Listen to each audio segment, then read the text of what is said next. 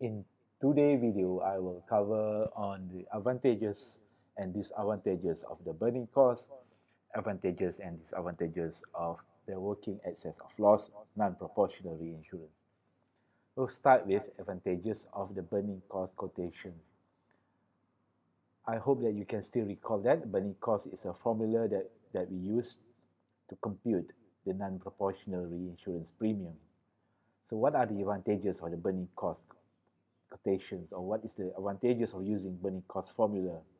Number one, the burning cost formula will produce what is unbiased and data which is relevant, which can predict future claims experience. So based on the claims data, based on the previous claims data, this will give an indications to the reinsurers about future claims. And this data, which is available from the insurer previous claims, are unbiased and it is relevant. Number two, insurer is able to understand the calculation of burning cost. So the formula of burning cost is total claims divided by total GNPI times the loading factor. So this formula is very easy to be understood by the insurer.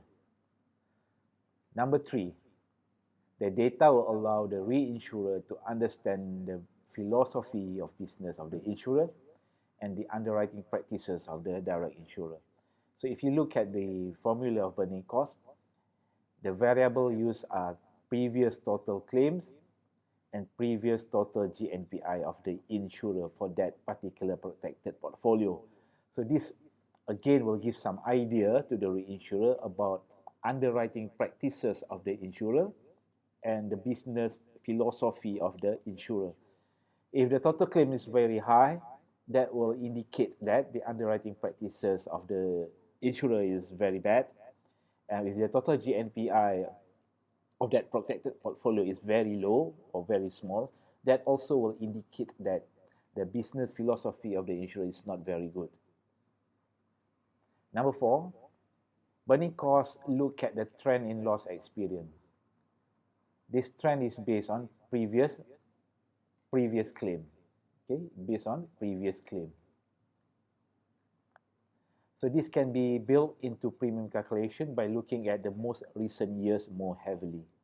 So burning cost is based on the most recent years. If let's say a reinsurer would like to compute or calculate the premium for year 2020, so previous losses data are based on the nearest data or the nearest year, which is 2019, 18, and 2017. So it is not based on old data such as claims and GNPI for the year 2012 or 2013 or 2014, okay? Because it looks at the most recent years. So the most recent years will give some trend. So reinsurer can see the trend from the latest year.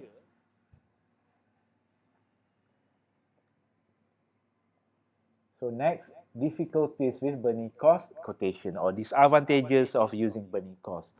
Number one, burning cost calculation comes to a misleading result if the data are old or the data is not complete, or if the composition of portfolio has changed or will change again in the future.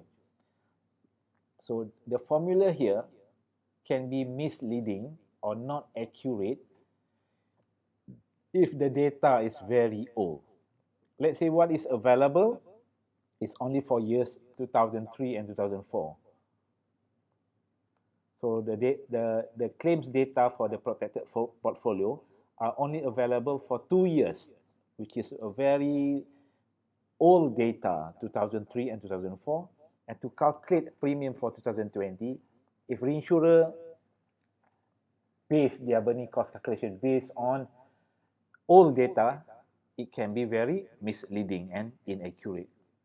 Or let's say data is not complete. The only data available is 2003, 2004, but from 2005 to 2019, there are no such data because the portfolio has changed from 2004 to 2019. Insurer no longer provide the cover or provide the insurance cover. Let's say what is being protected is, let's say, third party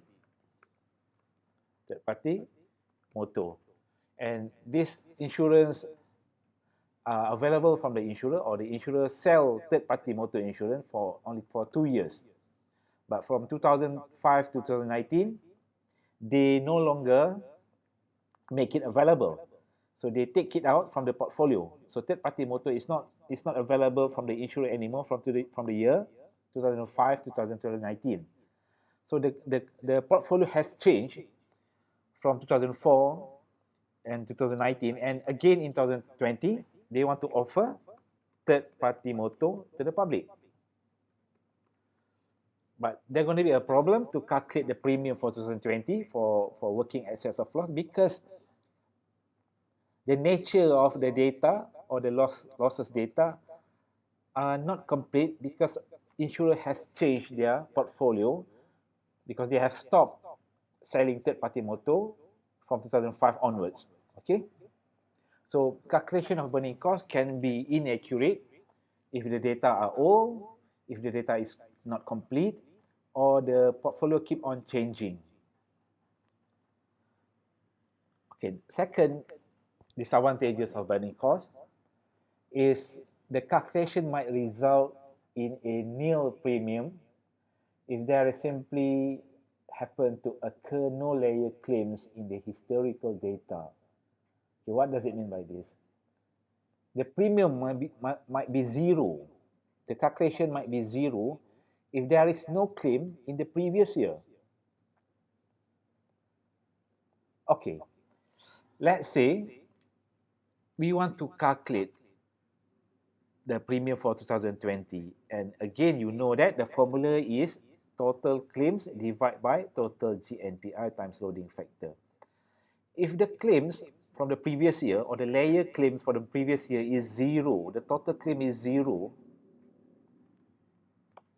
what happens is, if you divide by the total GNPI of, let's say here, if you total it up, 1.2 million, 2.2 million, 3 million, and times the loading factor, let's say take it 100 over 80. So what happens is, the answer will be zero. So the premium will be zero simply because there are no data on claims. Claim data is not available from the previous year, only GNPI. So that will result in zero premium.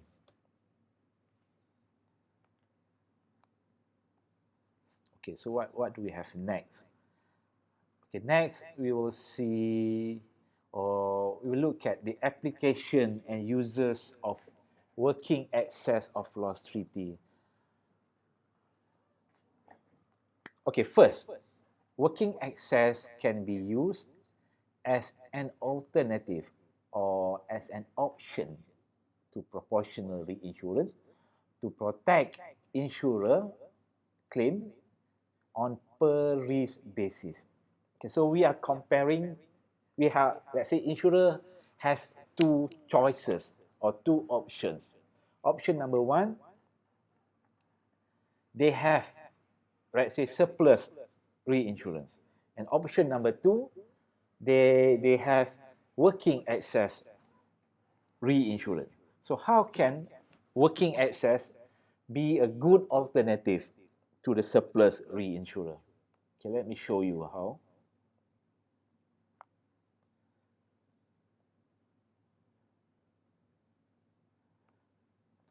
Okay, as I mentioned, there are two options. One, surplus reinsurance, and the other one is working excess. For surplus reinsurance, let's say there are 5 lines. 5 lines with a capacity of 2.5 million. How do you get this 2.5 million? 5 times the retention of 500,000. So the capacity available from the surplus reinsurance is 2.5 million to protect per risk, one risk or one loss. If insurer doesn't want to use surplus reinsurance, they will have another option to replace surplus reinsurance with working excess of loss, which will work similar. Okay, under working excess of loss, they will set the deductible of 500,000. And this deductible is similar to the retention of 500,000 under surplus reinsurance. So what happens is, insurer will arrange with a 500,000 deductible and a cover of 2.5 million. So the cover made available by the reinsurer is similar to the capacity provided by the surplus reinsurer. So you can notice that it works similar. Surplus re and working excess of loss, non-proportional reinsurance, is actually protecting per risk based on the capacity provided by the reinsurer and the cover provided by the reinsurer. Okay, so it can be an alternative. But again, the factor which will influence the insurer whether they want to go for proportional reinsurance or for non-proportional reinsurance to protect loss is simply because whether they are willing to share the original gross premium or they don't want to share the original gross premium. So it depends on the insurer. Okay, we move to the second uses of working excess. So working excess can be a supplementary reinsurance protection to the insurer with high gross retention under proportional treaty. Okay, so it is a supplementary, not option, but it's supplement, to supplement proportional re. Okay, let's say we consider a situation where insurer has a quota share reinsurance, which is proportional reinsurance. Given a risk of 2 million, let's say it is 50%, 50% quota share, insurer retain 50% and the reinsurer will get 50%. So out of this amount of 2 million for this risk, insurer will retain 1 million and ceded the balance 1 million to the reinsurer. So if you look here, from this risk, insurer is retaining up to 1 million. So what happened is they are having this high gross retention amount of this 1 million. They want to protect, or the insurer would like to protect this 1 million.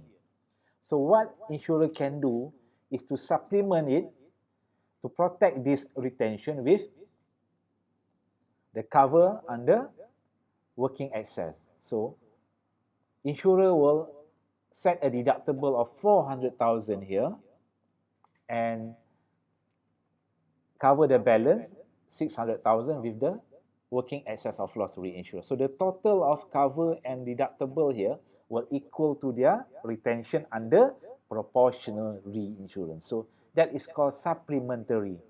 Working excess supplement what is covered or what is retained by the insurer under proportional reinsurance.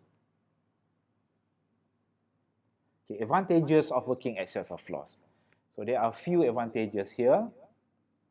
1, 2, 3. Number one, it is easy when it comes to administrations of working excess. Easy for both, easy for the insurer and easy for the reinsurer. Because administration will only occur, the cost of administration will only incur if there is a claim. So they will only keep track on large losses which exceed deductible. Okay, reinsurer will look at losses only if it is more than the deductible.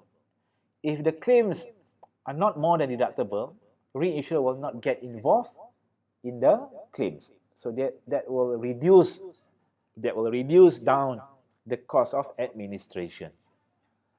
Number two, advantage number two, insurer is able to retain more premium income. Okay, remember, I have mentioned this many times. Under non-proportional reinsurance, reinsurer and the insurer are not sharing the original gross premium from the original contract. So this premium is not shared between insurer and reinsurer. Insurer is able to retain the whole original gross premium income. Number three, reduction of the impact of large claims because insurer is able to retain only up to the deductible. So working excess of loss will reduce the impact of huge claims because insurer is only concerned with minor claim. What is meant by minor claim? Minor claim is the claim or the amount of claim which is within the range of the deductible. Any amount which exceed the deductible is considered large claims. And if the claims hit, or if the claim is more than the deductible, the balance of the claim is paid by the reinsurer. Okay, these are advantages of working excess. Number one, the premium rate for working excess of loss, which is based on the burning cost formula, are subjected to rapid and wide fluctuations because the formula, what is the formula? Total claims divided by total GNPI. Because it will fluctuate. The rate will fluctuate from year to year depending on claims, depending on the layer claims, depending on the total layer claims, and also it depends on the total GNPI. So total claims and total GNPI from one year to another year will keep on changing. So that will result in fluctuations of the premium rate. Okay, number two, if all claims are less than deductible, the primary insurer will pay the premium to the reinsurer for nothing. So the cost of non-proportional reinsurance will be very high if the insurer is not getting anything. So imagine insurer has paid certain amount of premium to the reinsurer, but they are not getting anything from the reinsurer because the reinsurer is not paying any claims for that particular year simply because the claim which occur during that year is all minor claims which is not more than the deductible. Okay.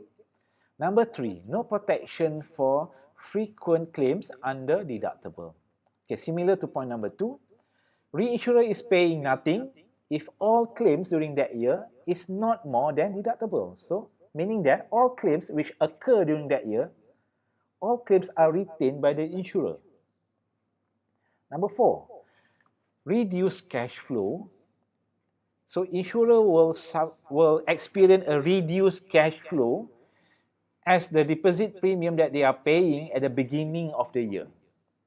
So, if you can recall back what we have done with variable rate, the fixed rate method, at the beginning of the treaty, insurer is required to pay a certain amount called deposit premium. And this deposit premium is paid at the beginning of the year, meaning that, for example, on the 1st of January, that will reduce the cash flow available to the insurer for that year. Because the deposit premium, supposedly they can use this deposit for other purposes, but they cannot do it, they cannot use that money for other purposes because they need to put aside that money for the purpose of paying deposit premium. So that will reduce the cash flow for the insurer. Okay, number five, no commission payable. There's going to be no commission payable to the insurer. Reinsurer is not paying any commission to the insurer simply because they are not sharing the original risk. Remember, non-proportional, there is no sharing of original risk, only share claims. So no commission is paid because they are not sharing original risk. Okay, the last disadvantages.